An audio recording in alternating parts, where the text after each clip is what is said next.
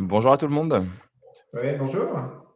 On est ravis d'être avec vous, ce matin encore pour la suite du premier live qu'on avait réalisé, sur la détermination de la valeur d'entreprise dans des contextes de session.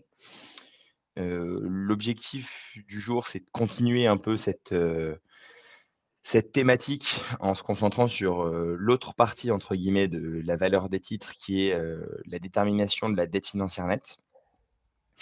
Pour ma part, donc Julien Younes, expert comptable, commissaire aux comptes, membre du comité transmission, au conseil régional de Paris-Île-de-France et je réalise pas mal d'opérations, d'acquisition de cessions et d'évaluation, au sein de mon cabinet. Voilà, Alexandre, je t'en prie. Oui, bonjour. Donc, Alexandre Tellier, je suis également membre du comité de transmission, expert comptable, commissaire aux comptes. Et au cabinet, donc, on a une activité que je nommerais de classique d'expertise comptable et de commissariat aux comptes. Et on a également une très forte activité d'accompagnement à la transmission d'entreprise, soit côté acheteur, soit côté cédant, qu'on accompagne les uns et les autres dans une très grosse partie de la chaîne de la transmission. Donc là, aujourd'hui, on va se concentrer dans la chaîne justement de la transmission d'entreprise. Il y a la thématique de l'évaluation. Julien et moi, on a animé, c'était il y a peut-être un petit mois, en tout cas il n'y a pas très longtemps, on a animé un webinaire sur l'évaluation par la méthode des multiples dans le cadre d'une transaction d'entreprise. Et là, effectivement, on va se concentrer sur la définition de la dette financière nette. Alors, bon, ce qu'on va voir effectivement dans un premier temps, c'est tout ce qui concerne la démarche d'évaluation. Parce que quand on parle d'évaluation, l'évaluation, ce n'est pas juste des techniques, ce n'est pas juste des principes qu'on applique. En fait, l'évaluation, ça se situe dans un cadre. Et l'idée, c'est de dire, là, c'est la slide qu'on est en train de présenter, c'est je suis acheteur, quelles sont les étapes qui m'attendent? J'ai en face de moi un vendeur, où est-ce qu'il en est, lui, dans son process de transmission? Où est-ce qu'on en est l'un et l'autre au moment où on se rencontre? Et de se poser la question, dans la chaîne, dans le process d'acquisition ou de cession, à quel moment on se pose la question de l'évaluation? Et ce qu'on voit, en tout cas, nous, la façon dont on pratique, c'est que quand on accompagne soit des acheteurs, soit des cédants, c'est pas tout de suite qu'on va se poser la question de l'évaluation, parce que l'idée, c'est d'abord d'aborder le sujet par des diagnostics d'entreprise, la question de l'évaluation financière venant presque dans un second temps. Donc, ce qu'on va évaluer aujourd'hui, c'est le sujet de l'évaluation d'une part, mais également, comme on est dans le cadre d'une évaluation dans une transmission d'entreprise, le sujet qu'on va également aborder, c'est comment exprimer l'évaluation dans la documentation juridique et, entre autres, dans tout ce qui est lettre d'intention, protocole et GAP. Alors, on l'a dit, ça vaut toujours la peine d'insister un petit peu sur ce sujet. C'est que l'évaluation, ce n'est pas un expert comptable ou un financier tout seul dans son coin, derrière son ordinateur, qui analyse des chiffres, mais c'est vraiment, nous en tout cas, on le conçoit comme ça, c'est vraiment un travail, une vision à 360 degrés, un travail qu'on fait avec son client, dans lequel on regarde et l'aspect métier et l'aspect financier, et ce qu'on appelle le calculatoire, c'est-à-dire ce qu'on a animé avec Julien il y a quelques semaines avec la méthode des multiples et sur ce sur quoi on va enchaîner aujourd'hui avec la DFN. Ce qu'on appelle le calculatoire, c'est vraiment le dernier maillon de la chaîne de l'évaluation.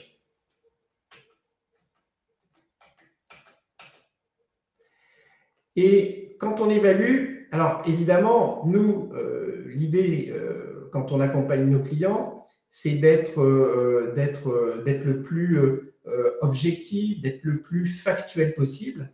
Mais il faut accepter dans la discussion qu'on a avec nos clients que eux, ils prennent en compte des éléments beaucoup plus subjectifs, comme le ressenti pour l'entreprise, l'appétence. Et finalement, l'évaluation, ça sera quelque part un mix entre ces éléments très factuels que nous, on maîtrise, avec des éléments plus subjectifs et qui, là, sont du ressort de nos clients. Et l'idée, c'est vraiment de le faire avec notre jugement personnel et de ne pas avoir, nous, ce qu'on appelle une approche logicielle d'évaluation. Il y a des outils et des outils qu'on voit apparaître qui sont vraiment très performants, mais ça reste, je pense, des outils d'aide à la décision. Et s'il y a bien une démarche dans laquelle notre jugement professionnel est très important, c'est cette démarche d'évaluation dans laquelle on ne va pas se contenter d'appliquer des techniques, mais l'idée c'est, il y a des techniques d'évaluation et comment on les applique avec bon sens, compte tenu du contexte dans lequel on se situe. Et là, on n'oublie pas, Julien et moi, dans ce qu'on va vous présenter aujourd'hui, l'idée, ce n'est pas de parler d'évaluation de façon, je dirais, purement théorique, mais il y a un acheteur, il y a un vendeur, on est dans le cadre d'une transaction, et a priori, quel peut être le prix de marché, à combien, quel pourrait être le prix de vente de cette entreprise. Donc, quand on vous parle d'évaluation, on vous en parle orienté pour déterminer un prix de vente. Et c'est pour ça que, de toute façon, évidemment, on va toujours se situer à l'intérieur d'une fourchette. L'idée, ce n'est pas de dire, le prix, la valeur, c'est 107,5, mais c'est de donner une fourchette qui va rester dans quelque chose de raisonnable. On l'a dit tout à l'heure, c'est d'accepter de prendre en compte et du qualitatif et du quantitatif. Et là où pour moi, il y a un effort de pédagogie qui est extrêmement important, c'est que une évaluation, il faut savoir la défendre, non seulement auprès de son client, mais si on accompagne un cédant, de savoir participer à des réunions dans lesquelles il y aura et les acheteurs potentiels et notre client vendeur, et là, de savoir défendre et argumenter notre évaluation. Et là, on revient au jugement professionnel de tout à l'heure et à notre capacité d'argumenter et de défendre l'évaluation à laquelle on est arrivé. Alors, quand on évalue, là encore, n'oublions pas, on est dans le cadre d'une transaction. Et finalement, moi, je vois qu'on accompagne des acquéreurs ou qu'on accompagne des vendeurs. On ne va pas juste déterminer bien souvent la valeur de l'entreprise, mais ce qu'on va déterminer, c'est ce qu'on peut appeler, c'est l'économie de l'offre. C'est quel est le package souhaité par le cédant ou le package que l'acquéreur, lui, il est prêt à proposer. Et dans ce package, l'idée, c'est d'évoquer tout ce qui concerne évidemment le prix, mais on va parler d'accompagnement, on va parler peut-être du sort des membres de l'entreprise, qu'est-ce qu'ils viennent. Il peut y avoir des locaux dont le cédant est propriétaire. Donc, globalement, tout ça, comment ça se traduit dans une offre globale. Et volontairement, j'ai mis des points de suspension parce que quand on détermine ce package, on ne peut pas être exhaustif. Ce qu'il faut, c'est passer du temps avec son client, bien comprendre ce qu'il a en tête, parce que ça aura une influence sur le package, donc sur l'économie de l'offre, et donc sur la discussion qu'il y aura entre l'acheteur et entre le vendeur. Alors, on l'a vu la dernière fois, hein, mais tout le monde n'était pas présent à notre dernier webinaire. On se pose la question de la dette financière nette, entre autres, pas que, mais en tout cas, entre autres, dans la méthode des multiples. Je dis ça parce que quand on est dans la méthode patrimoniale, on ne va pas se poser la question. Hein, dans la méthode patrimoniale, on appréhende la valeur des titres comme un tout. Donc, la question qu'on se pose, c'est quelle est la valeur des titres? Et la valeur des titres, on va la scinder en deux. La valeur des titres, c'est la valeur d'entreprise d'une part, plus ou moins la dette financière nette, hein, ça dépend le signe qu'on va mettre devant. On l'a vu la dernière fois, la valeur d'entreprise, c'est quoi? C'est un agrégat de résultats retraités, normatifs. Et on va insister, Julien et moi, sur cette notion de normatif. Que ce soit en parlant de dette financière ou quand on parle d'agrégat retraité, l'idée, c'est vraiment de déterminer quelle est la normativité des éléments qu'on prend en compte. Donc, la dernière fois qu'on a animé le webinaire, on a évoqué l'appréhension de la valeur d'entreprise. Et pour déterminer la valeur des titres, là maintenant, ce qu'il faut, c'est qu'on détermine effectivement le montant de la dette financière normative. Alors, là encore, un petit rappel, mais qui est une façon d'exprimer un tout petit peu différemment ce qu'on a vu dans la page précédente.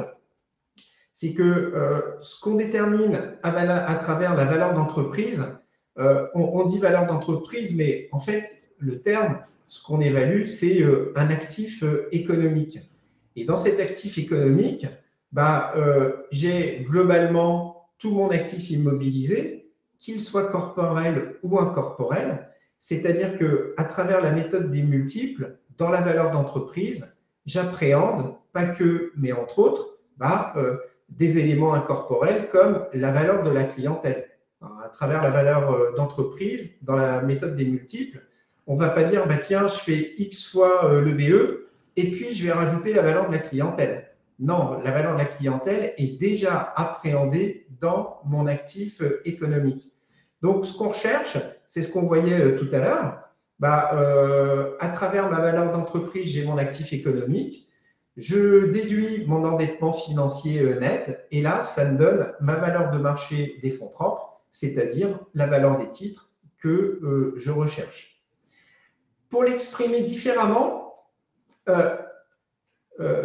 dans la valeur d'entreprise, on l'a dit, la valeur de la clientèle, on a le BFR et donc on a le stock et on a les créances clients.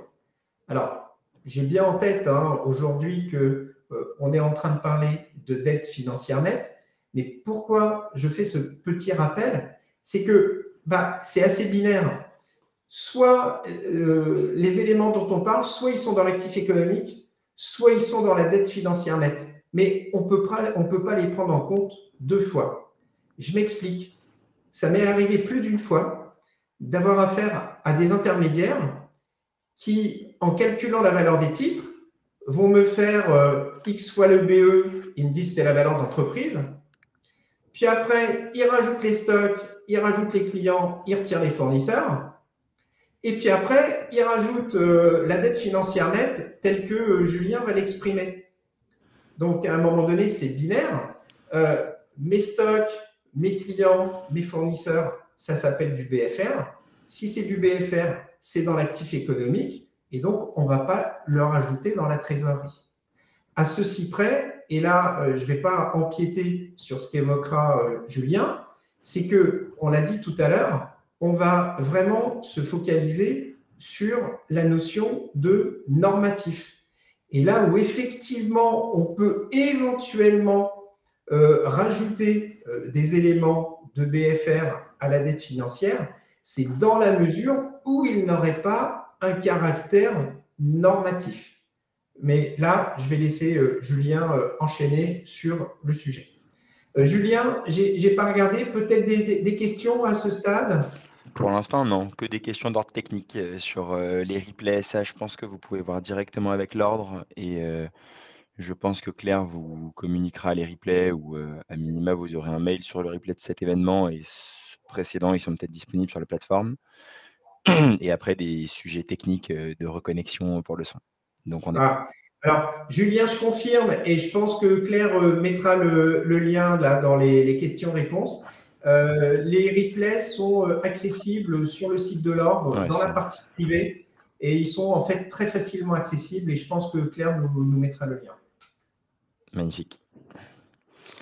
Du coup, merci Alexandre pour cette introduction, très claire sur la compréhension globale en fait de l'approche d'évaluation dans un contexte de session. Donc comme l'a très bien dit Alexandre, on a 2 principaux agrégats, la valeur d'entreprise, l'actif économique et la dette financière nette. Pour déterminer cette dette financière nette, on a, on va dire une formule, qui n'est pas, standard, parce que, il y a des gens qui fonctionnent un peu différemment en fonction de leur approche, de leur analyse, de la situation de la société.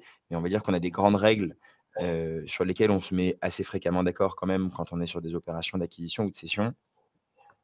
C'est de dire que, en fait, cette dette financière nette, c'est tout ce qui touche à de l'endettement financier, que ce soit de la dette financière court terme, moyen terme, long terme. Donc ça va être en général tout ce qui est emprunt, tout ce qui est facilité de financement type factor, tout ce type d'éléments-là. Et en contrepartie, on va avoir tout ce qui est trésorerie excédentaire, donc ce qu'on a sur le compte, ce qu'on a éventuellement en placement de compte à terme, ce qu'on a parfois en titres, immobilisés, à la banque, mais qu'on peut facilement récupérer, parce que c'est des placements long terme. Et on a toujours le sujet bien évidemment du compte courant, vis-à-vis de sociétés qui ne sont pas dans le périmètre de l'opération, qui sont soit au débit, et donc dans ce cas-là, on va les rajouter à la trésorerie, soit au crédit et dans ce cas-là, on va la rajouter aux dettes. Ça, c'est dans les grandes lignes. Si on rentre un petit peu plus dans le détail, et qu'on va sur la slide d'après, Alexandre, on voit qu'on a,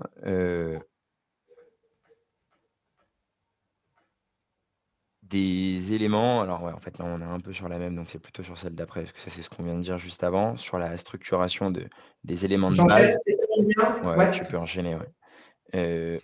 Le point important, et c'est là où Alexandre a commencé un peu à vous sensibiliser, et c'est le principal sujet de discussion, quand on a des opérations d'acquisition ou de cession au niveau de la détermination du prix, c'est tous les retraitements de la dette financière nette, on va dire un peu classique. Heu, Comme la dette financière nette, on va dire classique, elle est facilement identifiable, c'est les dettes financières pures moins, la trésorerie. À ceci près que parfois dans la dette financière, on a des sujets notamment liés au factor et à la bonne analyse du factor, qui, est couramment intégré dans la dette financière, mais il faut être capable de l'analyser correctement et donc, quel argent on doit au factor ou quel argent on est censé recevoir du factor en fonction de la position que l'entreprise a, chez son factor. Est-ce qu'elle lège des réserves chez le factor? Est-ce qu'il consomme tout? Cette disponibilité, là, on a des sujets un peu d'analyse, mais normalement, entre guillemets, «c'est que calculatoire», il y a pas trop de sujets. Sur les autres retraitements, on a des points d'attention un peu particuliers. Heu, le principal sujet d'attention, qu'a un peu mentionné Alexandre, c'est ce sujet de BFR considéré comme non normatif. Ce sujet de BFR considéré comme non normatif, il est assez large, il englobe pas mal d'éléments. Heu, pour vous donner un exemple, moi j'ai eu le cas là, on reçoit, juste après, une entreprise qu'on va peut-être accompagner à la session. On fait nous en amont une sorte de prévalorisation, il se trouve que, sur, l'analyse qu'on a, parce que pour l'instant on n'a que les éléments à fin d'année, on a un changement entre 2022, 2023 et 2024 sur le fonctionnement de paiement des salaires. Il y a des salaires qui sont payés parfois fin de mois, parfois début de mois suivant. Forcément, quand on va analyser notre BFR, si on l'analyse à un instant T, on l'analysera pas de la même manière parce qu'il y a un sujet de normativité sur est-ce que normalement, ces salaires sont payés en règle générale à la fin de mois ou en début de mois suivant? Il y a un décalage sur des boîtes qui ont un certain volume de masse salariale qui peut être significatif au niveau de cette dette financière nette. Donc ça, c'est tout le premier point du PFR non normatif. L'autre exemple qu'on peut avoir, c'est des dettes fournisseurs, étalées sur la durée, puisqu'on a réussi à négocier un étalement avec notre fournisseur, ou des décalages de règlement URSSAF, de règlement de TVA, parce qu'on a voulu avoir une facilité de paiement à un moment où on avait un point de trésorerie qui était plutôt bas au niveau de l'entreprise. Donc tout ça, c'est à analyser et à intégrer, dans les retraitements de la dette financière nette initialement calculée. Les autres éléments, à analyser, on a tout ce qui touche au crédit bail, si on est sur des crédits baux significatifs. Bien évidemment, si on a juste un crédit bail d'une imprimante, en général, on ne se prend pas la tête à retraiter quoi que ce soit.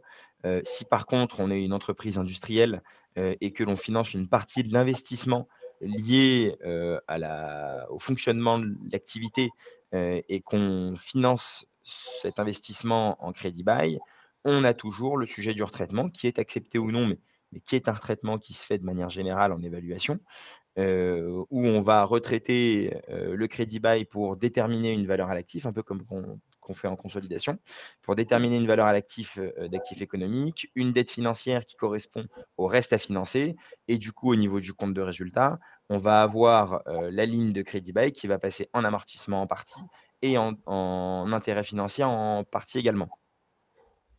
Donc ça, c'est un des premiers éléments.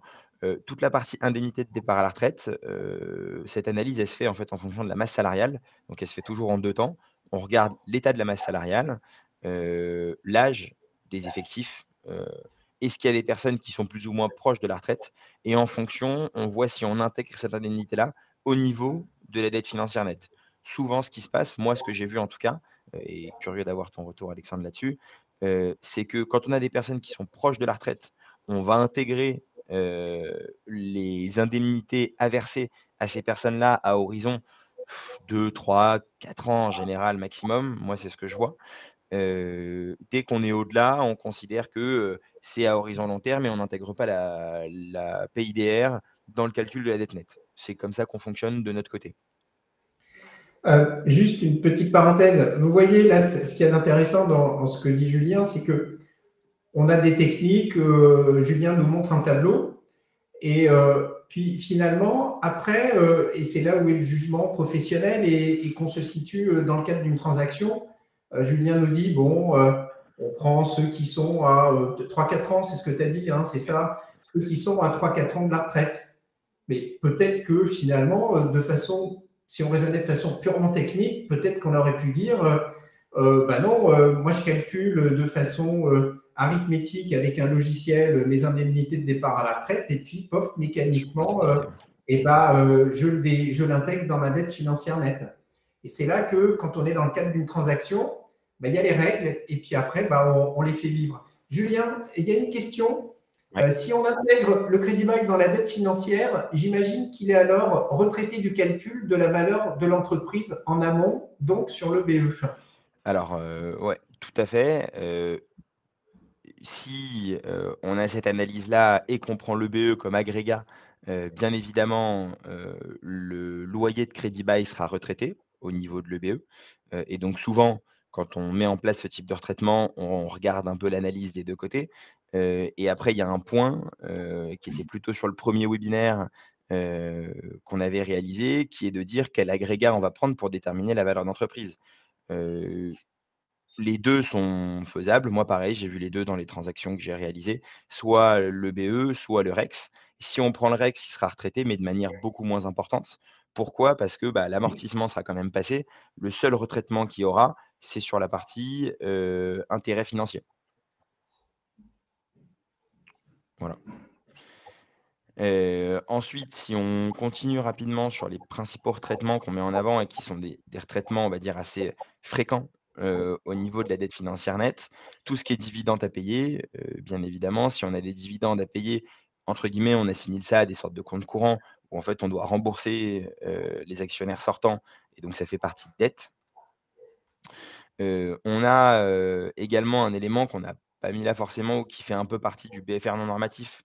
C'est souvent il y a des entreprises, qui ont une holding qui refacture des management fees et qui voient en fait leur dette fournisseur de management fees comme un ajustement de la trésor. Et quand ils ont de la trésor, ils remboursent les management fees, et quand ils sont un peu, à sec de trésor, bah, ils laissent la dette fournisseur courir parce qu'ils considèrent que ce n'est pas très grave. De la même manière, ça, on peut considérer que c'est un BFR non normatif et qu'il faudra le sortir au moment où l'opération se finalise. Donc ça s'intègre aussi fréquemment dans l'analyse de la dette financière nette retraitée. Et les 2 derniers Julien, points qui sont pardon, ouais, vas-y, pardon je t'en prie. Julien, c'est ce que tu appelles rémunération due là quand tu parles de la holding, c'est ça? Ouais, c'est soit rémunération due, soit BFR non normatif parce que parfois ça se met dans les dettes fournisseurs. En gros, après ça dépend où est-ce qu'on l'intègre, ou dans l'analyse, mais c'est plus de se dire: «Il faut pas l'oublier, ce sujet des management fees, qui sont, souvent passés en dette fournisseur». Moi, je vous dis ça parce que je l'ai vu plusieurs fois dans des opérations où j'avais des dettes fournisseurs anormalement élevées, par rapport aux standards de marché des entreprises que j'accompagnais, et en fait, ce volume de dettes fournisseurs anormalement élevé était lié à ce pilotage des management fees en fonction de la trésorerie et peut-être en fonction des besoins qu'il y avait au-dessus au niveau de la holding. Et donc, ils n'étaient pas forcément hyper rigoureux dans le règlement de ces management fees. Et donc, forcément, on l'intègre dans l'analyse au niveau du retraitement de la dette financière nette. Et donc, les deux derniers points, comme on disait, investissement de remplacement, PCA. Si on a des investissements de remplacement à réaliser, on va dire à horizon pareil, court terme, et on en revient à ce que vous disiez, Alexandre, c'est une question d'appréciation professionnelle et de négociation, en toute transparence, hein. Il y a le calculatoire et après il y a l'opération. Si l'investissement de remplacement est à réaliser dans 10, 15 ans, souvent on va avoir tendance à peut-être le minorer ou ça va dépendre du montant de l'investissement à réaliser et donc souvent si on est une activité industrielle ou de service. Si on a un investissement à réaliser dans les 6 mois, forcément on va l'intégrer dans l'analyse. Est-ce qu'on considère que tout, l'investissement, est à supporter par le cédant et qu'il aurait dû le réaliser quoi qu'il arrive? Est-ce que l'acquéreur accepte d'en prendre une partie? Ça fait partie du jeu des négociations. Mais à minima, quand on est côté cédant, ou ouais, c'est à minima bien de l'avoir en tête et quand on conseille son client, de le sensibiliser sur ce sujet-là et pas de lui dire: «Vous inquiétez pas, ça on l'intégrera pas» et qu'après tous les acquéreurs vous disent: «Bah, attendez, dans 6 mois, j'ai, 2 000 000 d'investissements à réaliser obligatoirement pour remplacer le parc», ça forcément je vais l'intégrer dans le prix.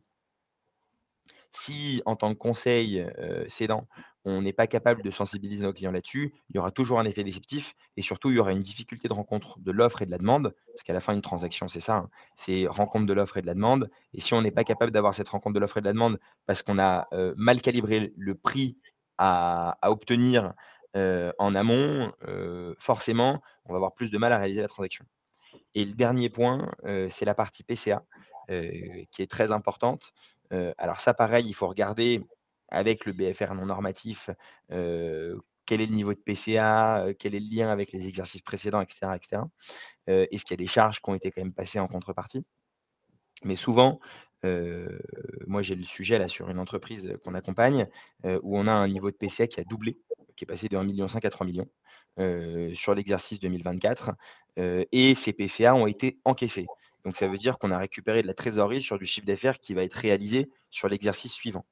Et bah, ça typiquement, c'est à intégrer dans l'analyse, de la dette financière nette parce que c'est une trésorerie qui n'est pas relative à l'activité actuelle et qui est relative à l'activité future. Heu, ça fait partie des sujets de retraitement dans le cadre de dette financière nette. Alors, avec la Donc, difficulté, moi je vois bien souvent, parce que bon, les PCA, c'est facile à voir, c'est au bilan. De déterminer la partie des PCA qui a été encaissée, là, alors c'est nécessaire, il n'y a absolument aucun doute là-dessus et tu as bien expliqué pourquoi. Après, c'est vrai que techniquement, pour arriver à reconstituer la partie des PCA qui a été encaissée de celle qui n'a pas été encaissée, là souvent, il faut reconnaître qu'on s'amuse un petit peu. un peu de boulot. Julien, il y avait une autre question, Oui, toujours sur les crédits baux. Est-ce une obligation normative de retraiter les crédits baux dans l'évaluation d'entreprise? alors j'ai envie de dire, ça va dépendre de la typologie d'évaluation qu'on fait. Si on est sur une évaluation entre guillemets «un peu réglementaire» avec un rapport à réaliser qui a une incidence potentiellement fiscale ou autre, j'aurais tendance à le conseiller. Parce que c'est un retraitement qui est fait de manière générale et qui est dans les us et coutumes, des retraitements au niveau de la consolidation et des IFRS notamment. Maintenant, si on est dans des opérations de transmission et d'acquisition-cession qui sont un peu le cadre sur lequel on veut intervenir aujourd'hui. Moi, en toute transparence, j'ai, une opération, où on accompagne une boîte qui fait du leasing de véhicules. On a, mis en avant ce retraitement-là dans le cadre des discussions. Il y a un acquéreur sur 2 qui l'a mis de côté et qui a dit: «Moi, je m'en fous de ce retraitement-là. C'est un retraitement théorique, mais en pratique, la société, elle a, des crédits baux, donc son poids supporté, c'est ça». Donc je pense que ce qui est intéressant, dans ce sujet de crédit bail, c'est dans tous les cas de l'analyser, quoi qu'il arrive, de voir l'incidence que ça a sur la valorisation et en fonction, d'avoir le bon argumentaire à mettre en avant vis-à-vis des acquéreurs. Maintenant, est-ce que c'est une obligation? J'ai envie de dire, dans le cadre d'une cession, il y a aucune obligation. Si vous voulez ne pas le retraiter, vous pouvez ne pas le retraiter. Maintenant si, de l'autre côté, les acquéreurs se rendent compte qu'il y a un intérêt pour eux de le retraiter, souvent ils vont peut-être jouer là-dessus. Donc c'est pour ça que quoi qu'il arrive, même si on décide de ne pas le mettre en avant dans les discussions, c'est important de le calculer en amont pour avoir en fait, quelque chose dans sa poche, à sortir au cas où dans le cadre des négociations à venir. Alors, moi, c'est vrai que souvent, je suis plus sur le REX que sur le BE. Donc, leur traitement déjà est moindre. Et même quand je suis sur le BE, bah, je considère que, parce que, en fait, c'est binaire, c'est ce qu'on disait tout à l'heure, hein, soit c'est dans la valeur d'entreprise, soit c'est dans la dette financière nette. Moi, je considère souvent que bah, je le laisse parce que c'est une charge récurrente, c'est-à-dire que quand le crédit bail va s'arrêter, on va en reprendre un autre. Donc, bah, que mécaniquement, je l'ai en permanence dans ma valeur d'entreprise et je ne le remets pas systématiquement dans la dette financière nette, mais parce qu'il est venu quelque part impacter ma valeur d'entreprise. Alors attention, hein, c'est ce qu'on précisait. Là, l'idée, c'est globalement, bah, il y a les règles, et puis après, bah, comment on les fait vivre intelligemment et on les adapte dans le cadre d'une discussion entre un acheteur et un vendeur. Voilà. Julien, il y a une autre question. Pour les PCA, lorsqu'ils sont normatifs qu'à l'activité de l'entreprise a un modèle économique d'abonnement, nous ne les retraitons pas, nous avons raison, point d'interrogation. Il faut préciser que le niveau de PCA est tous les ans plus ou moins le même. Bah, justement, ça fait écho à ce qu'on disait avec Alexandre sur ce point-là. Heu, le point important, c'est pas que le niveau de PCA, c'est le niveau d'encaissement. Si on a le même niveau de PCA, mais qu'il y a une année, elles sont encaissées en totalité et une année, elles sont pas du tout encaissées, l'analyse ne sera pas la même, forcément. Parce qu'au niveau de la trésorerie nette, on n'aura pas le même montant de trésorerie lié au PCA dans la société. En l'occurrence, de ce que vous me dites, j'ai l'impression que c'est un système d'abonnement, donc j'imagine qu'il y a du prélèvement automatique. S'il y a du prélèvement automatique, que le niveau de PCA est le même tous les ans, j'aurais tendance à dire effectivement, il n'y a pas besoin de le retraiter parce que en fait, dans tous les cas, on retraiterait N-1 pour réintégrer une partie et on enlèverait une partie de N qui correspond au même montant. Donc indirectement, en fait, c'est que les retraitements se neutralisent. Pour autant, il est important de l'analyser et en tout cas, moi, c'est ce que je dis toujours à mes équipes quand on fait des rapports d'évaluation. Même si on considère qu'il n'y a pas de retraitement à opérer sur un sujet qui est un peu particulier, il faut être capable de le justifier et de l'expliquer dans le rapport. Déjà pour avoir un pense-bête si on revient 3 ans après et qu'on ne sait plus comment on a fait son évaluation, et surtout, si jamais on a quelques questions que ce soit plus facile à expliquer, quand c'est écrit et matérialisé, on a beaucoup plus de facilité à pouvoir l'expliquer derrière. Mais dans votre cas à vous, oui, ça ne me choque pas de ne pas retraiter les PCA parce qu'en fait, indirectement, si on les retraite des 2 côtés et ça se neutralise au niveau de la trésorerie nette. Alors, j'ai une autre question. Alors, toujours sur le crédit bail. Alors, je vais dire la question, mais moi, ce que je vois généralement quand on est dans le cadre des transactions, parce qu'en fait, il y a très schématiquement, il y a deux sortes de retraitements, hein. Il y a les retraitements qui sont techniques. Pour moi, le crédit bail en fait partie. Ouais, je suis Et d'accord. puis, il y a les retraitements qui ont pour but de dégager une normativité et une récurrence de résultats quand on parle de la valeur d'entreprise et une normativité quand on parle de la dette financière. Et moi, je vois généralement les discussions entre acheteurs et vendeurs, elles vont plus tourner autour des retraitements qui ont un caractère qui permettent de déterminer un niveau à la fois normatif et récurrent d'activité, plus que sur les questions techniques de crédit bail. Enfin, je ne sais pas ta pratique, Julien, mais c'est pas ce qui suscite généralement le plus de discussions entre acheteurs et vendeurs. Je suis d'accord. Alors, là, dans le retraitement de crédit bail, comment séparez-vous le loyer des intérêts, sachant que dans le contrat, nous n'avons pas le taux d'intérêt appliqué au contrat? Alors, l'idée, c'est pas de faire un cours sur le retraitement du crédit bail, heu, parce que sinon on peut on peut y passer un moment également. Mais globalement, quand on fait ce type de retraitement, on a, un coût d'acquisition du véhicule, on a un coût du financement au global, avec éventuellement un 1er loyer majoré, des loyers, courus sur les différentes échéances à venir et éventuellement une valeur résiduelle de rachat. Heu, Indirectement, il y a un taux induit, un taux d'intérêt induit sur cette opération. Parce qu'il y a une valeur d'acquisition et il y a une valeur de financement liée à tout ce qu'on va payer pour obtenir le véhicule, pas que le véhicule, mais le bien. Et donc c'est de cette manière-là, en actualisant tous les flux, en essayant de reconstituer une valeur à une date donnée, avec un taux d'actualisation qu'on va obtenir ce fameux taux d'intérêt. Et après, une fois qu'on a ce taux d'intérêt, on peut du coup, découler, le financement de l'opération, distinguer le loyer de l'intérêt pour arriver à la valeur, initiale d'acquisition.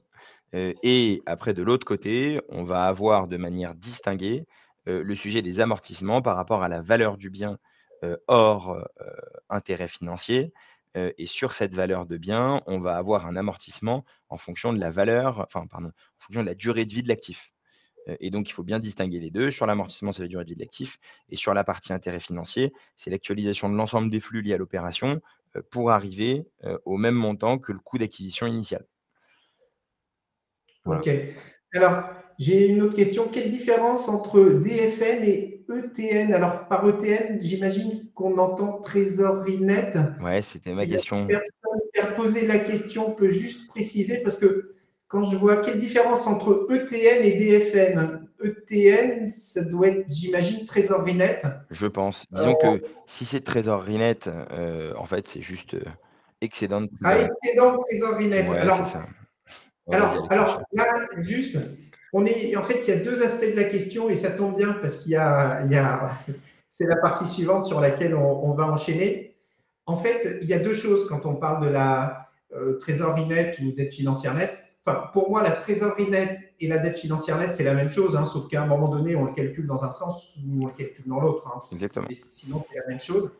Par contre, ce que je vois dans la question, il y a la notion de excédent de trésorerie nette. Et là, à travers votre question, ce que vous abordez, bah, c'est le sujet de la récurrence de la trésorerie, celle qui est là en permanence, et donc celle que globalement l'acquéreur, bah, lui, va accepter de payer. Donc, on va y venir. Peut-être, Julien, tu veux commenter ton exemple de calcul ou avec ce que tu as. Ouais, avec plaisir. Ouais. L'idée là, en fait, d'un peu cet exemple, c'est de vous donner, justement un exemple d'opération que j'ai réalisé, qu'on a closé, début d'année. On avait, un sujet à l'époque où on a commencé à faire nos premières analyses, sur la détermination de cette dette financière nette. Heu, alors on a fait quelque chose, qu'Alexandre ne recommande pas, mais après on expliquera un peu pourquoi et comment on fonctionne au niveau de ces analyses. On a pris, la trésorerie nette à un instant T qui est fin d'année, au bilan. Quand on a analysé la société, on s'est rendu compte qu'il y avait des sujets de facteurs. On a analysé notre facteur et on voit sur cet exemple-là, si on est au niveau du petit 2, que le facteur, il y a une partie positive qui correspond à de la trésorerie disponible. Parce qu'en fait, ça arrive, moi je ne le pensais pas, mais je l'ai vu plusieurs fois, donc je me rends compte que ça arrive. Il y a des entreprises qui laissent de l'argent en réserve chez le facteur, parce que ça fait un moment qu'elles ont le facteur, que ça tourne bien et que, leur activité, pose pas de problème, que le coût du facteur est pas très élevé. Ça leur facilite le recouvrement parce qu'il y a un premier niveau de recouvrement qui est fait par le facteur et donc il y a de la trésorerie en plus et donc ça, c'est important de l'intégrer. Si le client, j'avais une opération où il y avait 2 millions quasiment, de trésor au sein du facteur. Si je les intègre pas, je fais une faute professionnelle vis-à-vis de mon client. À l'inverse, sur Toulouse, on avait une dette significative, donc on la retraite également, parce qu'elle a intégré dans l'analyse.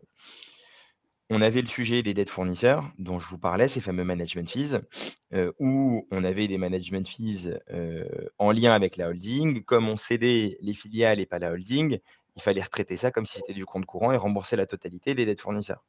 Donc ça, on l'a retraité également.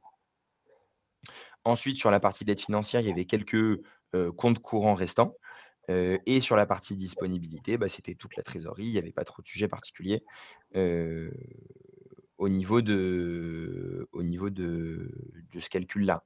Le point d'attention, heu, qu'on a, mis en avant, dans les commentaires sur, sur le parce que ça c'est une slide d'un mémo, hein, pour faire simple. Sur le commentaire qu'on a en petit 5, c'est que souvent, les gens aiment bien regarder l'évolution de la trésorerie nette et ça va faire le lien avec, ce qu'on se disait avec, enfin ce qu'on va dire par la suite avec Alexandre. C'est qu'il y avait une diminution de la trésorerie nette significative entre fin 22 et fin 23 liée à l'augmentation du délai de règlement client. Moi, ça, c'est un des premiers sujets sur lesquels je sensibilise mes clients, ou mes prospects quand je discute avec eux. C'est, gérer au mieux votre recouvrement de créances. Pourquoi? Parce que si l'argent il est dehors, on considérera qu'il ne vous appartient pas. Alors que si l'argent il est chez vous, on pourra beaucoup plus facilement l'intégrer dans la négociation au niveau de la trésorerie. Et encore plus, heu, si on utilise, une analyse de normativité, si on n'a qu'un pic à la fin où on récupère de la trésor, mais que toute l'année on s'en foutait, bah, si on fait notre, ratio sur l'année, on va avoir qu'un petit pic positif, alors que toute l'année, on va avoir de l'argent dehors avec un niveau de délai de règlement client anormalement élevé. Donc le point important, moi je trouve, et qui est très facilement actionnable vis-à-vis des clients, c'est la gestion, du délai de règlement client et également, et ça c'est pareil, ça se discute, je suis moins fan parce que moi j'aime pas payer mes fournisseurs à 60 jours, mais la gestion du règlement des dettes fournisseurs. Si on a des dettes, à échéance 30 jours, si on les paye à 30 jours, indirectement on aura un BFR qui va s'améliorer, donc une trésorerie nette qui sera plus positive et qui sera mieux dans le cadre de la cession. Par contre, il ne faut pas faire n'importe quoi et payer ses fournisseurs à 120 jours. Là, ce sera retraité, et c'est normal parce qu'on est sur une gestion anormale. Alors, attention, quand on dit tiens, ça sera retraité si on prend les fournisseurs à 120 jours, mais si finalement, ça fait des années que je paye mes fournisseurs à 120 jours, largement au-delà de ce qu'ils m'accordent, mais que ça fait des années que ça dure comme ça, bon, on va peut-être se. Si ça fait 2 mois que je les paye à 120 jours, alors qu'avant je les ai toujours payés à 30 jours, là, effectivement, on va retraiter, mais voilà. Donc, il y a toujours cette notion de nuance dans Bien sûr. l'application. Alors, pourquoi Julien disait, bah, tiens, là, je vais vous montrer un exemple, et puis avec Alexandre, enfin, pas qu'on n'est pas d'accord, c'est que mais c'est justement, hein, c'est tout le charme et tout l'intérêt de ces missions, c'est que il peut y avoir, mais comme on a dans des discussions, hein, entre acheteurs et vendeurs, des petites divergences de points de vue, et puis après, bah, on voit comment on arrive à s'accorder. Moi, en tout cas, là où je me bats toujours dans les, enfin où je me bats toujours dans les, souvent dans les discussions, et c'est parfois plus avec des avocats qui, par réflexe, disent bah, tiens, on va prendre la trésorerie le jour du closing.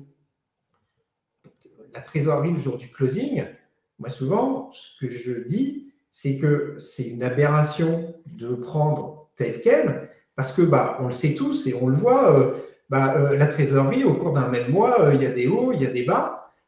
Et si finalement je suis acheteur et le jour du closing, c'est quand la trésorerie elle est au plus haut, bah, dedans, il y a peut-être la TVA que je dois payer demain, l'URSSAF que je dois payer après-demain, et ainsi de suite. Donc, l'idée, en fait, et là, je pense, en tout cas, j'espère qu'on va rejoindre la question de Yannick, c'est de se poser la question de la récurrence de la dette financière nette. C'est-à-dire que l'idée, c'est de prendre en compte dans l'évaluation une DFN qui est là tout le temps et qui est là en permanence. Alors, dit comme ça, on comprend bien.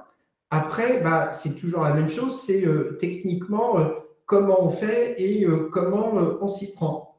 Alors, là, l'idée, c'est, à travers quelques exemples, de montrer comment on peut être amené à s'y prendre. Et avec en toile de fond, l'idée qui est de dire, mettons dans l'évaluation l'INDFN qui est là de façon récurrente. Parce qu'on dit dette financière nette, mais dans beaucoup de sociétés, ça se traduit par un montant qui vient s'ajouter à la valeur d'entreprise parce que ça se traduit par la trésor qui va être positive au bout du compte. Donc, cette trésor, qu'est-ce qu'on accepte de prendre? Donc, nous, ce qu'on fait, par exemple, et évidemment, ça n'a qu'à valeur d'exemple, mais l'idée, c'est de le rapprocher à l'idée générale. Ce qu'on fait, c'est que la question qu'on se pose, finalement, alors là, c'est un exemple simple, mais s'il y a du factor, on va se poser la question avec le factor et ainsi de suite. L'idée, c'est de se poser quelle est ma trésorerie active. Donc, pour chacun des mois, à la fin de chaque mois, on va se poser la question de combien j'ai en placement, combien j'ai sur les comptes en banque. S'il y avait des comptes courants débiteurs sur une maison mère, une holding, on les mettrait également, bien sûr. Si, on les a mis là, voilà. Donc, combien j'ai en trésorerie actif? À la fin de chaque mois, combien j'ai en solde d'emprunt? Combien j'ai à la fin de chaque mois en compte courant d'associé, qui soit créditeur ou débiteur. Et là, alors vous voyez, on parle soit de DFN, soit de trésorerie nette. Généralement, dans la pratique, on va utiliser l'un ou l'autre des termes.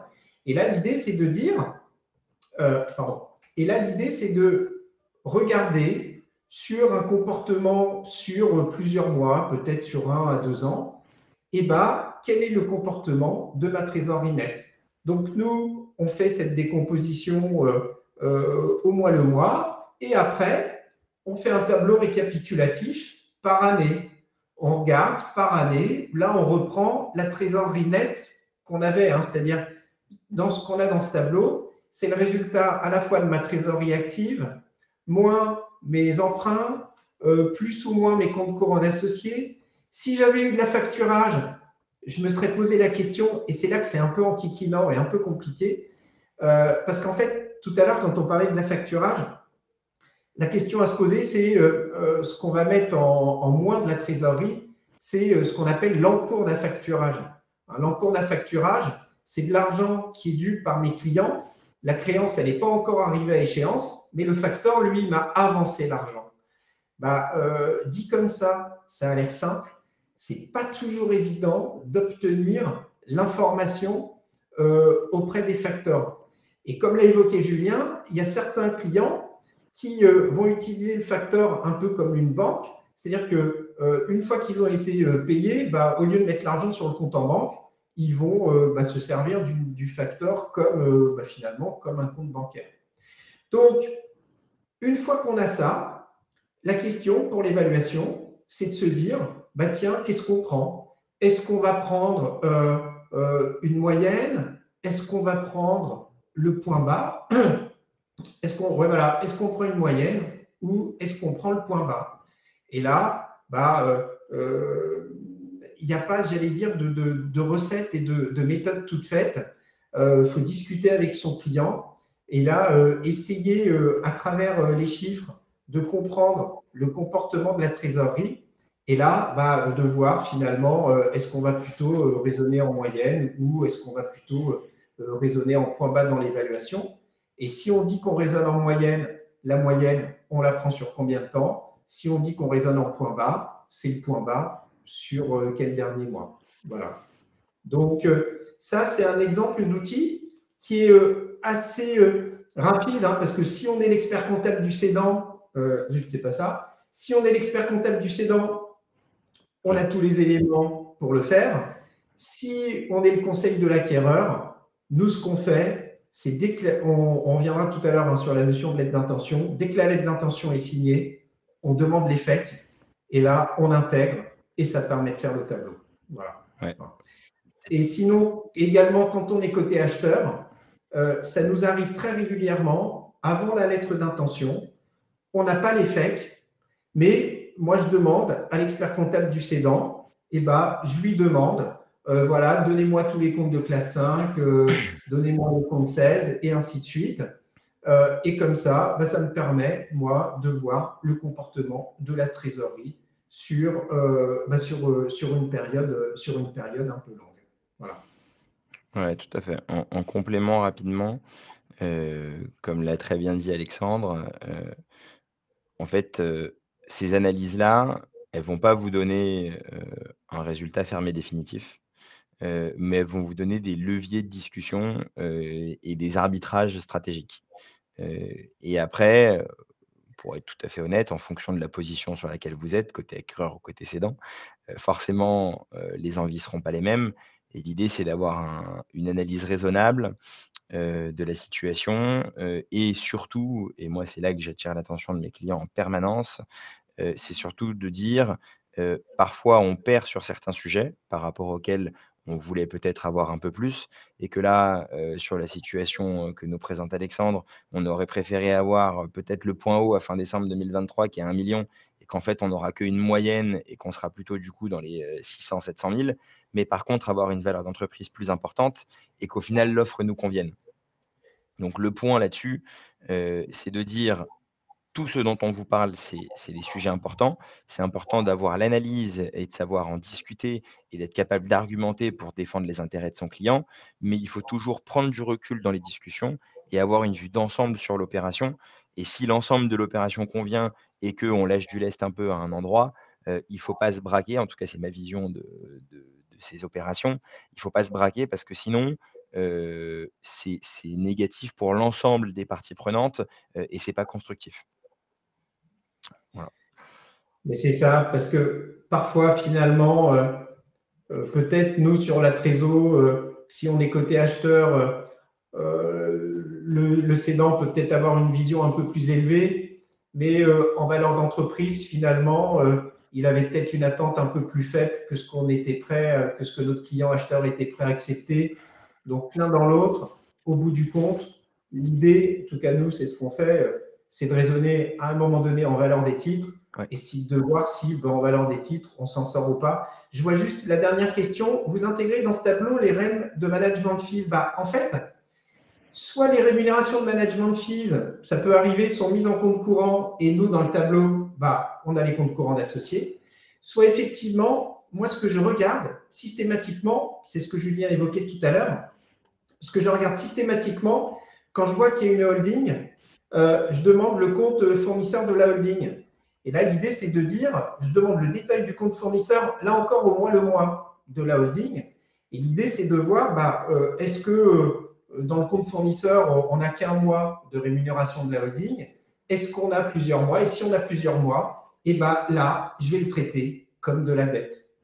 C'est un peu comme si on a un échéancier URSSAF, on l'évoquait tout à l'heure. Ouais, l'échéancier URSSAF, je vais le prendre et je vais le traiter comme un emprunt, et ainsi de suite. Et comme ça, on a vraiment une vision long terme. Et là, ça permet de bien rentrer dans les discussions. Et ce qu'il faut comprendre, moi je vois, là où il y a souvent un énorme décalage, c'est entre la réalité technique et financière telle qu'on peut l'exprimer dans ce tableau et la perception que beaucoup de cédants ont de leur niveau de trésorerie. Ça m'arrive souvent d'avoir des dirigeants qui m'expliquent que moi j'ai un petit trésor de guerre, j'ai de la trésorerie, bon voilà. Puis finalement, quand on fait le tableau, on se rend compte qu'en trésorerie nette, il n'y a pas grand-chose. Mais pourquoi souvent ils ont cette perception? Les chefs d'entreprise, moi je vois souvent, et c'est normal, un chef d'entreprise parle chef d'entreprise. Donc un chef d'entreprise qui a un compte courant d'associé élevé, qui fait de la facturage, lui ce qu'il regarde tous les matins, c'est son compte en banque, combien il a à la banque. Donc bien souvent, ça entraîne un décalage entre la perception de la réalité, entre la perception qu'on a de son niveau de trésorerie et le niveau de trésorerie qu'on a réellement. Moi, je vois dans les discussions, souvent, là où on a les discussions les plus tendues entre acheteurs et vendeurs, ce n'est pas sur la partie de valeur d'entreprise. Souvent, c'est plutôt sur la trésorerie, avec ce décalage que j'évoquais, parce que la plupart des dirigeants, ils ont une vision chef d'entreprise et pas une vision financière. Et ça, moi, je l'ai encore vu récemment, un dirigeant qui avait un compte courant élevé, un compte courant d'associé élevé, et qui m'expliquait que sa trésorerie était très élevée. Et qui me dit, c'est pas grave, l'acheteur, quand il arrivera, il mettra aussi un compte courant élevé, et puis comme ça, il aura beaucoup d'argent sur le compte en banque. Donc, c'est là qu'il y a ce rôle très fort de pédagogie, d'explication et d'implication, je pense, dans les discussions qu'on doit avoir, de vraiment pouvoir aller défendre son évaluation quand on est dans le cadre d'une transaction. Alors, on a mis 2 exemples. Un exemple, parce que l'idée de fond, j'y reviens, c'est de dire, il faut, en tout cas, nous, c'est notre école, c'est de dire, ne prenons surtout pas la trésorerie à un instant T, mais regardons le comportement de la trésorerie sur une certaine période pour apprécier la normativité et la récurrence de la trésorerie. Donc, nous, soit on fait comme ça, et moi, souvent, c'est assez, et c'est assez facile une fois qu'on a les infos, qu'on a les faits. Enfin, bon. Soit, ça peut arriver, je suis désolé, j'ai mis le texte tel quel parce que c'est ce qu'on est amené à voir quand on discute. Et là, effectivement, on est dans un exemple où on a pris la trésorerie à un instant T, mais là, on ne s'est pas contenté de dire on va ajuster avec le BFR normatif, parce que moi, c'est ce que je vois parfois dans certaines discussions, on dit on va ajuster avec le BFR normatif. Alors, il faut faire très attention parce que quand on est sur des termes un peu génériques et un peu vagues, après, la discussion, elle a lieu plus tard. Qu'est-ce qu'on entend par un BFR normatif? Comment est-ce qu'on ajuste concrètement? Donc, l'idée, en tout cas nous, c'est notre vision, c'est les sujets qui peuvent un petit peu fâcher, c'est de les aborder le plus rapidement possible. Et là, l'idée, c'est quoi? Je ne vais pas lire, je ne vais pas rentrer dans les détails.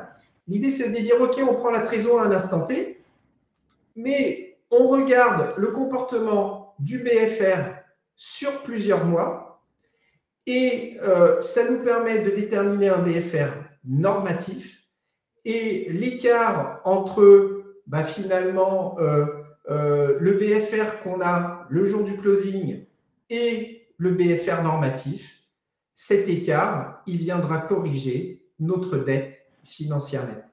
Et là, dans ces cas-là, je dis oui, prenons la trésorerie à un instant T, parce que là, on a une vraie formule pour corriger la trésorerie d'un instant T, de variation avec la prise en compte d'un BFR normatif par rapport au BFR de l'instant T auquel on va closer.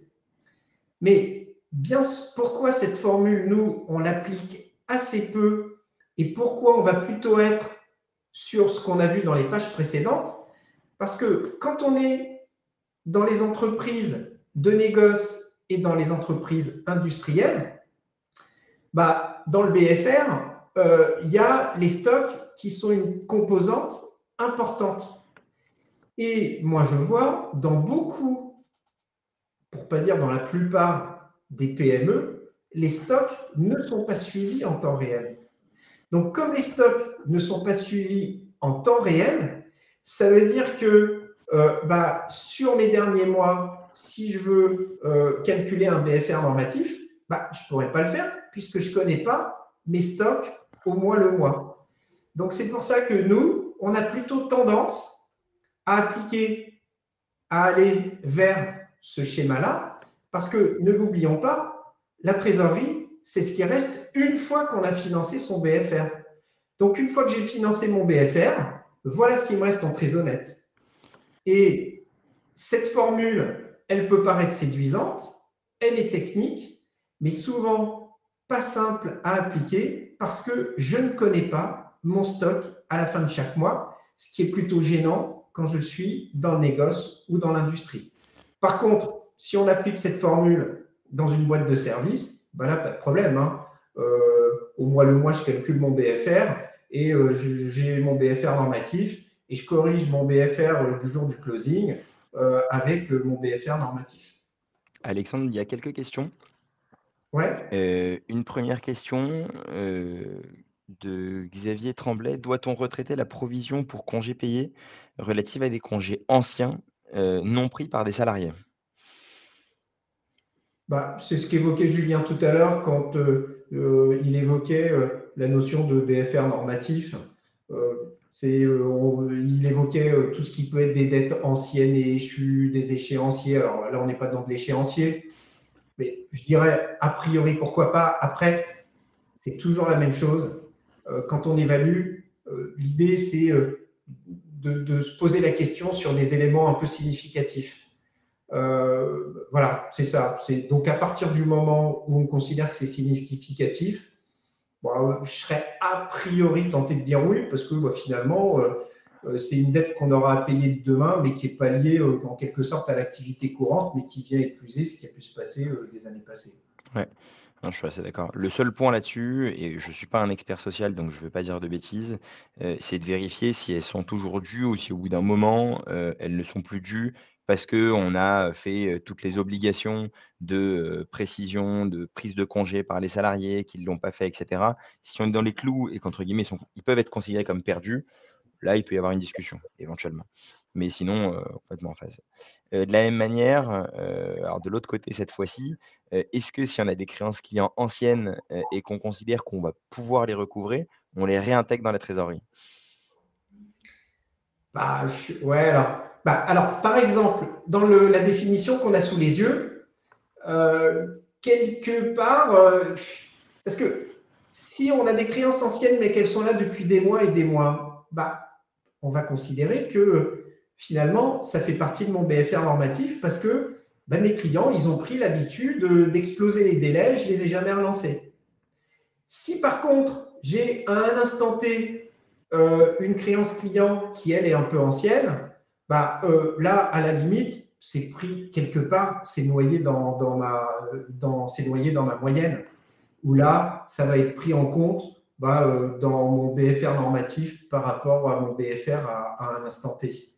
Donc, c'est toujours la même chose. L'idée, c'est est-ce qu'on considère que c'est du normatif ou est-ce qu'à un moment donné, manque de bol, c'est peu de temps avant la session, j'ai eu un problème, puis un client qui paye très bien pendant 2-3 mois, il a explosé les délais pour une raison X ou Y. Ouais. C'est un peu ça le sujet. Encore une fois, par rapport à ce point-là, je pense qu'il faut bien distinguer une évaluation, entre guillemets, à des objectifs réglementaires et une évaluation dans un contexte de transaction. Pourquoi je dis ça? Parce que moi, dans ce genre de situation, ce que j'aime bien proposer, quand j'ai un cédant qui est persuadé de recouvrer ses créances, mais que c'est des créances qui datent de plusieurs mois, voire parfois, 1 ou 2 ans, c'est de dire: «Écoutez, ce point-là, on l'intègre entre guillemets comme une sorte de complément de prix et si vous arrivez à recouvrer les créances, vous récupérez la trésor. Mais tant que l'argent elle est pas dans la société et que je suis pas sûr de pouvoir le récupérer, je ne vais pas m'amuser à payer de l'argent alors que c'est des créances qui datent d'il y a au moins 1 an, et que, vous avez toujours pas été capable de les récupérer avant que je récupère la société. Donc ça peut être aussi des ajustements qu'on peut prévoir. Il faut pas que ça devienne une usine à gaz, bien évidemment, mais on peut dire, si dans les 3 ou 6 mois, c'est récupéré, le temps de l'accompagnement, par exemple, voir comment on intègre ça dans le prix. C'est des choses qui peuvent être mises en place, mais qui, pour moi, font pas partie de l'évaluation de départ, heu, parce qu'on comme l'a dit Alexandre, si c'est des créances anciennes, ça fait partie du BFR et donc on les a toujours pas récupérées, quoi. Autre question, sur la partie acompte dièse. Si j'ai des excédents d'acompte dièse versés par l'entreprise, est-ce que je peux assimiler ça à de la trésorerie? Alors, a priori, hein, je serais tenté de dire oui, parce que finalement, on n'a pas bien calculé ses acomptes d'IS, le résultat va baisser, donc l'impôt va baisser, donc on a un petit peu, bon, oui, et là encore, de combien on parle, hein, c'est Ouais, toujours la même chose, si c'est significatif, on le prend, si c'est pas significatif. En fait, quand on évalue, c'est pas les virgules qui nous intéressent. En fait, c'est ça le sujet. C'est on prend quand c'est significatif. Mais en tout cas, a priori, pour moi, la réponse est oui. ouais, Parce que c'est-à-dire que quelque part, on s'est privé de trésorerie à l'instant T, alors qu'il n'y aura pas de dette en face et on va être remboursé en quelque sorte. Ouais, on sait qu'on va le récupérer. Il y a un petit délai de récupération de la trésor, mais normalement, la créance, entre guillemets, est certaine et c'est juste un délai lié aux impôts, quoi. J'en ai une autre, alors attends, je te la lis en entier. Puisque le retraitement au niveau du BFR ou de la trésorerie impacte dans les mêmes proportions, la valeur de l'entreprise, quel est l'intérêt de ces retraitements dans le cadre d'une évaluation? Euh, je ne suis pas sûr. Alors, En je vais gros, d'abord. la question, c'est de dire, alors là-dessus, peut-être Hervé, moi je peux commencer à répondre, comme ça Alexandre, tu peux Ouais, regarder si ouais, tu veux en parallèle. ouais. En fait, quand on détermine la valeur de l'entreprise, comme l'a dit Alexandre au début, oui, effectivement, on intègre indirectement le BFR normatif, mais la manière de calculer cette valeur d'entreprise, très généralement, c'est un agrégat, le BE ou le résultat d'exploitation, avec un multiple lié à un secteur spécifique et aux spécificités de l'entreprise. Ça, on en a parlé sur le webinaire précédent. Et donc du coup, quand on fait ce calcul-là, on n'intègre pas les sujets de BFR non normatifs, et le fait qu'il y ait une dette fournisseur anormalement élevée. Parce que ça n'apparaît pas dans mon agrégat de mon compte de résultat lié à la valeur de l'entreprise et à l'activité courante de l'entreprise. Et donc vu que tous ces on va dire, toutes ces variations anormales, de BFR ou, de trésorerie ne sont pas intégrées dans la valeur d'entreprise, c'est pour ça qu'il convient de les retraiter au niveau de la trésorerie nette ou au niveau de la dette financière nette, justement pour pouvoir les intégrer, parce que c'est des choses qui sont considérées comme anormales, et c'est tout le sujet de la normativité, dans l'évaluation. Je ne sais pas si j'ai répondu, mais je pense que c'était un peu le sens de la question. Tac, tac, tac, c'est au cédant de faire rentrer la possibilité de poser la carte de l'intégrer en trésorerie si encaissé dans ce délai. Bah, Jean-Claude Louche, on a la même vision, c'est top. Si la créance dans l'antériorité est 12 mois cautionnée par le dirigeant, qu'en est-il? C'est pareil, c'est même si c'est cautionné par le dirigeant, peu importe, ça reste une créance, qui a 12 mois, tant qu'elle n'est pas recouverte, elle est pas recouverte. Et donc si on fait, l'analyse d'Alexandre, sur, un BFR normatif à 6 mois ou même 12 mois, bah, la créance, elle sera toujours dedans, donc c'est assimilé à une créance. Tac, tac, tac. Une entreprise qui accorde des délais de règlement client est donc impactée sur sa valorisation. J'ai par exemple un client qui vend en B2C et qui fait payer en chèque étalé sur plusieurs mois, donc des sommes importantes en chèque en portefeuille. Cette créance peut-elle intégrer en tout ou partie dans la DFN? C'est une bonne question. Heu, Tu veux répondre, là-dessus, Alexandre? Ah, moi, je suis tenté de dire que tant que c'est pas sur le compte en banque, c'est pas de la trésorerie. Et à un moment donné, on a valeur d'entreprise plus trésorerie nette, ça me donne ma valeur des titres. Bah, si c'est pas dans la trésorerie nette, ça vient pas impacter à la hausse la valeur des titres. Parce que même si j'ai les chèques sous le coude, c'est pas sur le compte en banque, hein. Donc demain après-demain, mon chèque il peut être rejeté, il peut être. Bon. Je suis assez d'accord. Sur le principe, je suis assez d'accord. Après, encore une fois, sur ce point-là, dans cette situation particulière, c'est un sujet de négociation. Ça peut, si on considère qu'il y a un étalement spécifique qui a été accordé à un moment donné, on peut avoir un levier d'ajustement. Mais considérer systématiquement que les chèques non encaissés, sont, intégrés à la trésor, ça me paraît pas, une bonne analyse dans le cadre de la valorisation. Oui, parce que les salaires à la fin du mois, on ne les paye pas avec les chèques qui n'ont pas été encaissés, hein. Voilà, tout simplement. Comment traiter les déficits fiscaux significatifs dans la valorisation d'une entreprise? Ah, ah. Alors ça, moi j'ai le cas en ce moment, c'est difficile, hein. Mais c'est pareil, ça c'est une alors ça en toute transparence, Alain, c'est une négo. Il y a pas de selon moi, il y a pas de règle fixe et établie. On peut pas prendre le déficit et appliquer 25 et dire: «Tiens, vous allez payer, l'économie du déficit», parce qu'il y a toute une entreprise au global, hein. Est-ce que l'entreprise, elle a des dettes significatives? Souvent, quand on a des déficits fiscaux, c'est que l'entreprise, elle est pas forcément dans une super situation. Donc il faut regarder l'analyse de la société au global. Quelles sont ses dettes? Est-ce que c'est des dettes qu'on va pouvoir annuler? Est-ce que c'est des dettes qu'on va devoir rembourser? Quelle est la valeur de l'entreprise déjà? Et donc est-ce que même on veut l'acheter?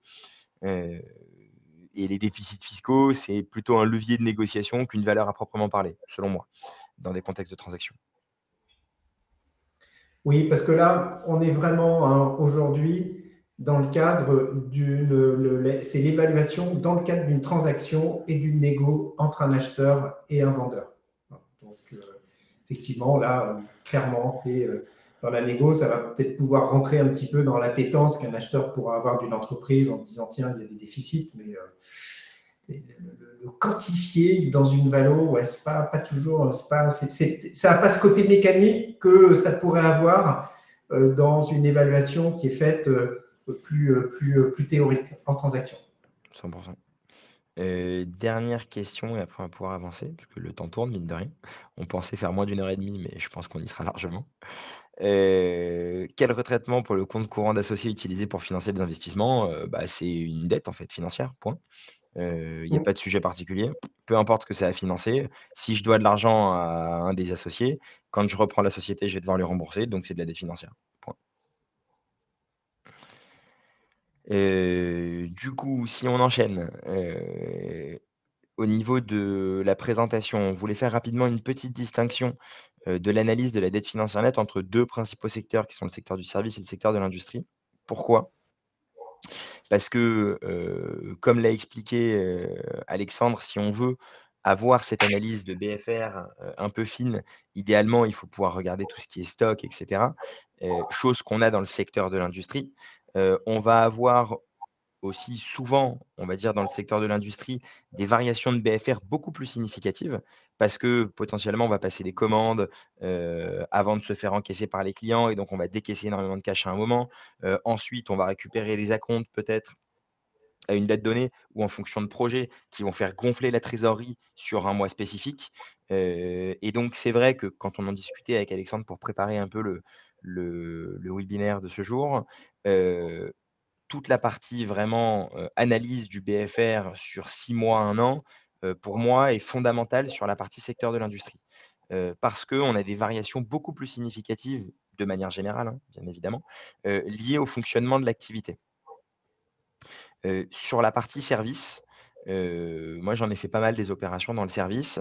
Heu, il faut regarder en fait un peu la saisonnalité de l'activité. Si on a des pics en été parce que, on est en lien avec tout ce qui est vacances, estivales et cetera, forcément il faut quand même l'intégrer dans l'analyse. Si on a une activité relativement stable, normalement, j'ai des sujets de BFR, beaucoup moins importants en termes de variation du BFR. Et donc je peux plus facilement me permettre, d'avoir une analyse, on va dire, un peu plus petite ou de prendre à un instant T et de faire quelques ajustements s'il y a un peu de BFR non normatif. Parce que je considère que j'ai une régularité dans mon BFR, donc que j'ai pas d'analyse spécifique par rapport à ça et que les seuls éléments que je vais retraiter, c'est des variations liées vraiment à des dettes fournisseurs, anormalement élevées, à des échéanciers URSSAF, et cetera, et cetera. Donc l'idée, c'était un peu de vous dire aussi que, heu même dans le calcul de la dette nette, l'analyse de l'entreprise, l'analyse de son activité, de son fonctionnement, et de son écosystème, tous ces éléments-là sont fondamentaux pour pouvoir analyser correctement la dette nette. Parce que si on ne comprend pas le fonctionnement de l'activité du client, comme l'a très bien expliqué Ludovic là sur son exemple, le fait que le client, en fait, s'il récupère des chèques, il encaisse en 3 fois, des chèques en 3 fois sans frais. Si on n'a pas ce niveau de finesse d'analyse avant de rentrer dans le calcul, on le fera beaucoup moins correctement parce qu'on ne sera pas capable d'aller chercher les bonnes informations aux bons endroits. Et donc le secteur d'activité est bien évidemment un des fondamentaux à comprendre, et les comment dire? Les tenants et les aboutissants des secteurs sont des fondamentaux à comprendre pour pouvoir analyser correctement la dette nette et pour pouvoir en discuter plus facilement avec des acquéreurs. Moi, là, j'ai un client qu'on accompagne sur de l'indus à la session. On est en discussion avec un acquéreur.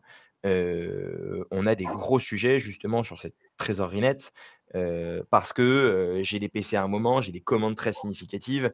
Et donc même en faisant un BFR moyen sur les 6 derniers mois, on ne sait même pas si c'est forcément pertinent et on se pose la question de prendre le point bas, comme l'expliquait Alexandre, quand tu regardes tes niveaux d'analyse de trésorerie nette, mensuelle, sur 1 ou 2 ans et de se dire: «Le point bas de trésor, c'est le minimum de trésor qu'on peut obtenir». Normalement, on n'est pas censé avoir en dessous, donc à minima, cette partie-là, elle est sécurisée, quoi. Donc il y a des discussions parfois, assez techniques, sur ces points et encore plus dans l'industrie que dans le service, je trouve. Alors, là, on a évalué la dette financière nette. Mais l'idée, ne l'oublions pas, on est dans le cadre d'une transaction. Il y a un acheteur, il y a un vendeur. Et quand on se parle entre acheteur et vendeur, à un moment donné, ça se formalise par une lettre d'intention, par un protocole. Alors, attention, quand on va vous en parler, là, on ne va absolument pas vous en parler sous l'angle juridique. On va vous en parler comme des documents qui contiennent à un moment donné des propositions économiques, des propositions financières, des définitions. Donc là, notre angle, c'est, certes, on parle de la documentation juridique, mais notre angle, c'est les éléments économiques qui sont dans cette documentation juridique. Parce que quand on accompagne des acheteurs ou des vendeurs, ce n'est pas l'avocat qui va définir la dette financière nette, le point bas et l'expression du prix. Alors, là encore, l'idée, c'est dans notre échange, c'est que ce qu'on va vous montrer, ça n'a que valeur d'exemple en quelque sorte, mais et d'être plus des pistes de réflexion, hein, bien sûr. Donc, en fait, là, par exemple, si je me situe côté acheteur, mais ça peut être côté vendeur aussi, vous pouvez avoir deux façons d'exprimer votre prix dans une lettre d'intention. Ou si vous êtes cédant, de voir l'acheteur, comment va-t-il exprimer son prix. Premier exemple, l'acheteur peut très bien s'exprimer en valeur d'entreprise. Donc, son agrégat de résultats fois un multiple, ça donne sa valeur d'entreprise. Et comme il n'a pas eu d'éléments sur la trésor, l'acheteur, à la valeur d'entreprise, il va dire, voilà, je vous propose tant pour la valeur d'entreprise et la valeur des titres sera établie en ajoutant à la valeur d'entreprise la trésorerie, et voilà la façon dont on va calculer la trésorerie. Et là, ça rejoint ce qu'on vient de se dire, parce que, alors, ça ne se prétend pas exhaustif, hein, parce que là, je l'ai tiré d'un exemple qu'on a eu récemment, mais ce qu'on a là, c'est globalement ce que Julien évoquait tout à l'heure. Et également, on retrouve la notion de récurrence, parce qu'on va dire, tiens, la façon dont on va calculer la trésorerie, c'est entre le 1er janvier et le dernier jour du mois précédant la session. Et voilà, on va prendre la moyenne de ce qu'on retrouve à la fin de chaque mois pour ces différents postes. Vous voyez, donc là, on a un acheteur qui, dans une lettre d'intention, va exprimer son prix en disant, pour la valeur d'entreprise, je vous propose tant. Et après, je ne le mets pas, hein, mais après, plus loin dans la lettre d'intention, il y a des conditions, il y a je vous propose tant à condition que ceci, que cela, mais ce n'est pas l'objet. Donc, je vous propose tant pour la valeur d'entreprise. Et pour passer de la valeur d'entreprise à la valeur des titres, voilà comment on va s'y prendre. On va s'y prendre en prenant ces différents postes-là, mais en les appréciant sur une certaine durée. Et là, on retrouve à la fois la définition qu'on avait tout à l'heure de la trésor nette, adaptée à notre cas particulier, et on retrouve la notion de récurrence. Donc ça, c'est un premier exemple où finalement, je suis cédant, j'ai en face de moi un acheteur, je ne lui ai pas donné beaucoup d'infos sur la trésor, il se positionne et il m'explique comment il va passer de la valeur d'entreprise à la valeur des titres. Deuxième exemple,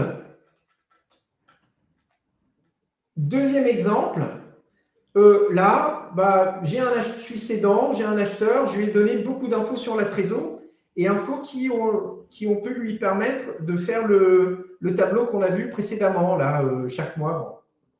Voilà, je peux éventuellement avoir un acheteur qui va, dans sa proposition, s'exprimer en valeur des titres et pas en valeur d'entreprise.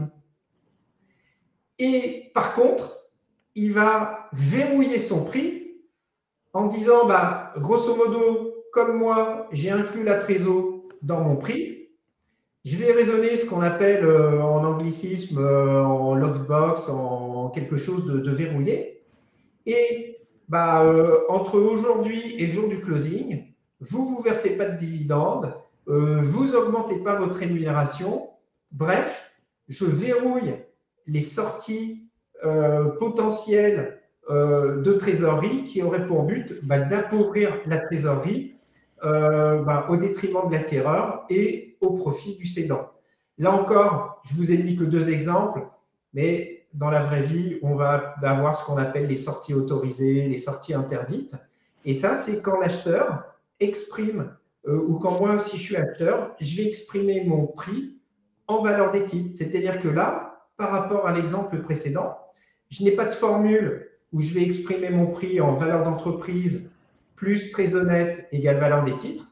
Je suis directement en valeur des titres, mais pour conserver ce qui fait la valeur des titres, c'est-à-dire la trésorerie, je vais dire grosso modo, la trésorerie, vous n'y touchez pas, vous ne sortez pas de dividendes. Donc, grosso modo, en schématisant un petit peu, c'est les deux façons d'exprimer la trésorerie qu'on peut avoir et dans la lettre d'intention et que généralement, on va retrouver dans le protocole, sachant qu'entre les deux, là, il y aurait eu un audit plus poussé qui auront permis à l'acquéreur de conforter sa proposition, de conforter ou pas, ou de modifier ses formules de prix. Mais grosso modo, entre la lettre d'intention et le protocole, l'idée, là, c'est de retrouver à peu près à la fois les mêmes expressions de prix et de formules.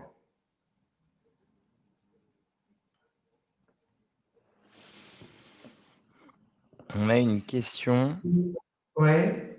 La cession d'une filiale ayant une forte trésorerie excédentaire a intérêt à réaliser une distribution à la holding avant la cession pour une raison fiscale? Point d'interrogation. Alors, moi, en fait, c'est ce que je dis toujours quand on a ce genre de questions, c'est on modélise. Si c'est dans le prix de vente, ça fait quoi en net si. Et puis, de toute façon, après, là où on retrouve un peu la discussion, c'est lui, l'acquéreur, il voudra un certain peut-être niveau de trésorerie, donc combien on peut se distribuer en dividendes. Donc, il faut voir deux choses. Hein. Il y a l'aspect fiscal, mais par contre, ça ne simplifie pas forcément les discussions entre acquéreurs et vendeurs. Donc, pour moi, c'est on pose les chiffres sur le Excel, on modélise et on regarde concrètement ce que ça donne. Complètement. Et après, de manière générale, bien évidemment, d'un point de vue fiscal, en faisant les calculs, c'est assez simple. On a un coût un peu moins élevé en distribuant des dividendes plutôt qu'en payant une plus-value, sur les titres, si on a des titres qu'on a acquis à l'origine. Mais le point important, c'est de ne pas vider la société de sa trésorerie. Parce que si j'ai une boîte vide de trésor, j'ai moins envie de l'acheter, qu'une boîte qui a un minimum de matelas de trésor où j'ai pas besoin de réinjecter du cash en plus du prix que je vais mettre pour l'acheter. Donc il faut avoir un bon arbitrage entre les deux. C'est pour ça, toujours, nous, ce qu'on appelle modéliser Ouais, et bien voir sûr. concrètement.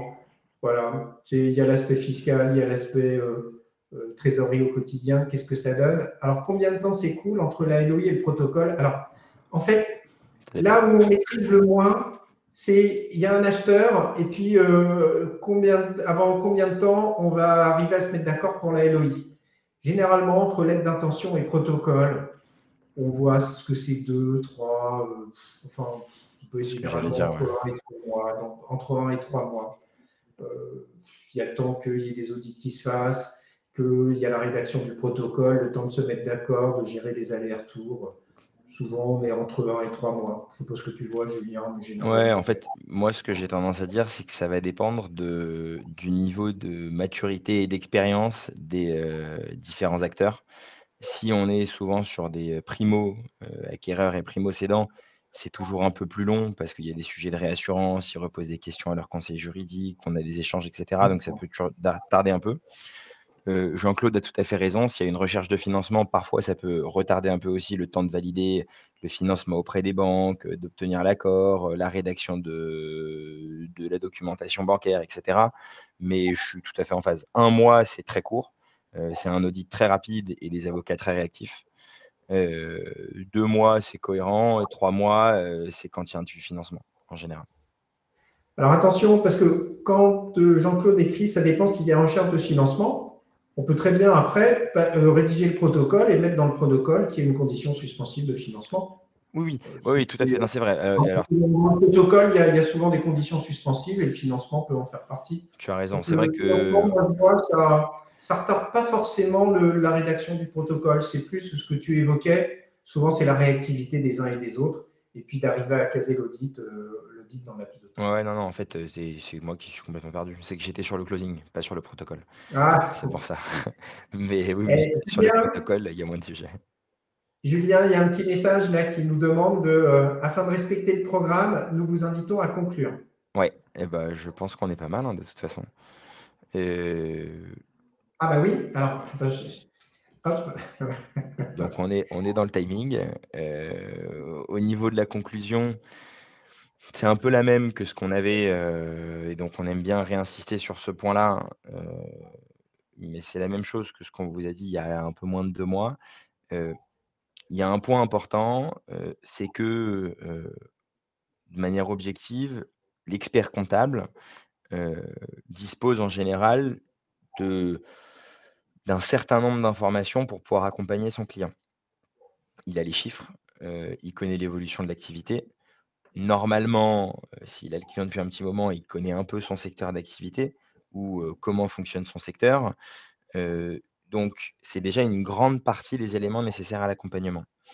Heu, le point sur lequel on est le moins à l'aise en général, c'est tout ce qui va être recherche d'acquéreur, présentation, donc avoir une présentation un peu claire, structurée, et forcément un peu toute la partie négo, qu'on a moins l'habitude de faire.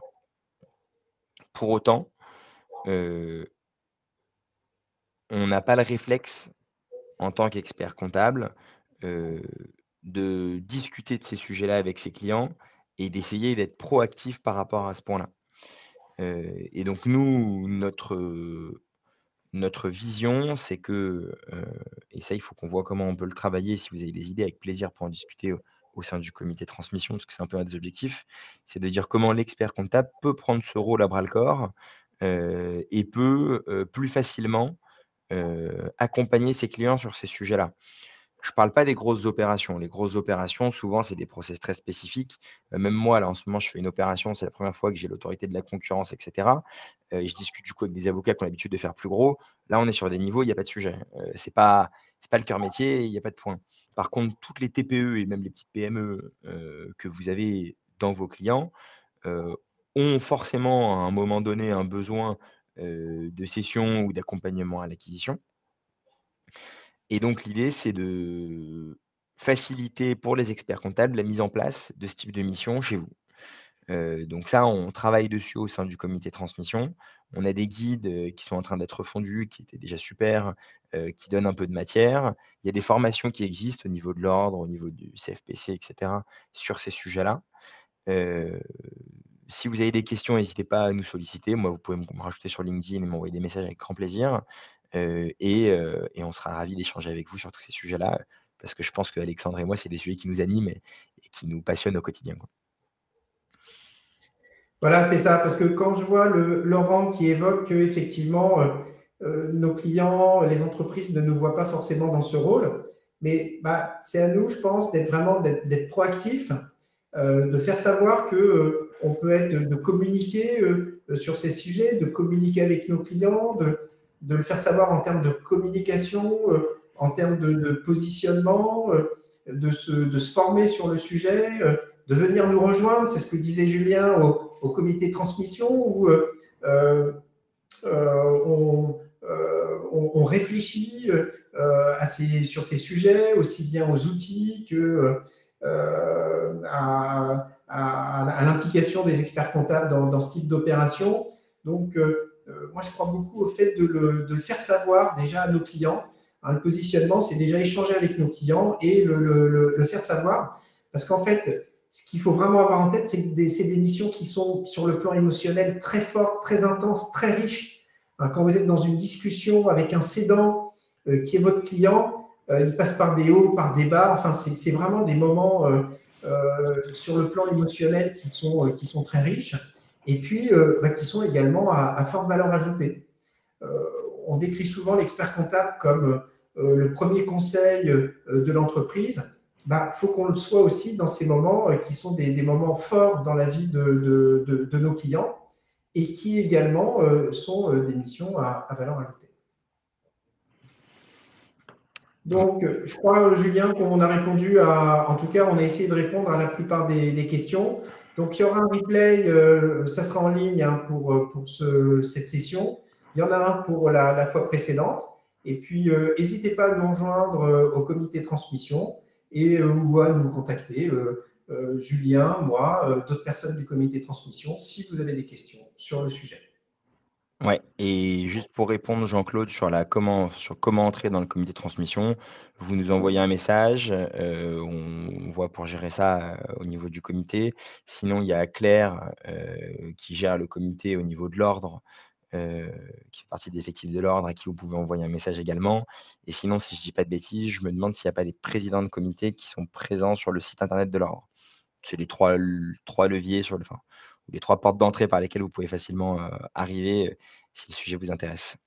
Voilà. Très bonne journée. Merci à tous et bonne journée. Et Au merci revoir. Julien. Au revoir. Au revoir. Alors, quitter le live.